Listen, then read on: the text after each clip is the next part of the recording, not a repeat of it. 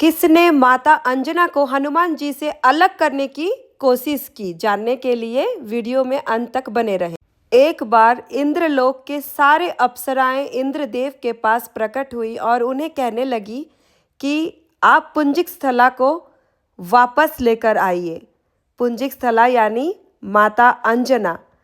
एक अप्सरा उर्वशी नाम की, वो इंद्रदेव से कहने लगी कि अब तो अंजना का श्राप समाप्त हो चुका है, वो एक माँ बन चुकी है। पुंजिक स्थला को एक ऋषि ने श्राप दिया था कि तुम अंजना के रूप में महादेव के अंश को जन्म दोगी। तब माता अंजना माँ बनी और हनुमान जी को जन्म दी। और इधर इंद्रदेव ने उर्वशी से कहा कि तुम अप्सराओं को क्या कमी है, तुम लोग इधर आराम जीवन तो जी रहे हो। तब उर्वशी कहने लगी कि हमें भी नारी का संपूर्णता चाहिए, हमें भी माँ बनना है, हमें भी जननी बननी है, हमें भी वरदान दीजिए और मुक्ति दीजिए इस अप्सरा जीवन से, या तो फिर पुंजिक स्थला को वापस लेकर आइए।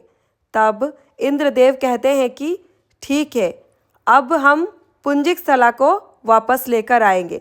लेकिन कुछ समय बीत जाता है तो उर्वशी खुद माता अंजना के पास जाती है और उन्हें याद दिलाती है कि वे पिछले जन्म में पुंजिक स्थला थी, यानी एक अप्सरा थी। उन्होंने एक ऋषि को तपस्या से भंग किया था, इसीलिए उस ऋषि ने पुंजिक स्थला को वानर के संतान रूपी महादेव के अंश को जन्म देने का श्राप दिया था।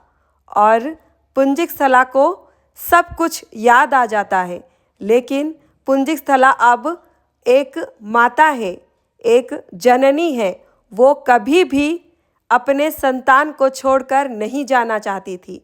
इसलिए माता अंजना ने उर्वशी से कहा कि कोई भी हनुमान को मुझसे दूर नहीं कर सकता है और ना ही कोई मुझे हनुमान से दूर कर सकता है। अब मैं अप्सरा पुंजिक स्थला नहीं हूँ, अब मैं अंजना हूँ।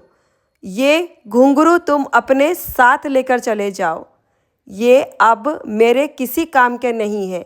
मैं हनुमान को छोड़कर कहीं नहीं जाने वाली हूँ। ऐसा कह के माता अंजना महादेव के तपस्या में लीन हो जाती है। तो बोलो जय हनुमान, जय श्री राम।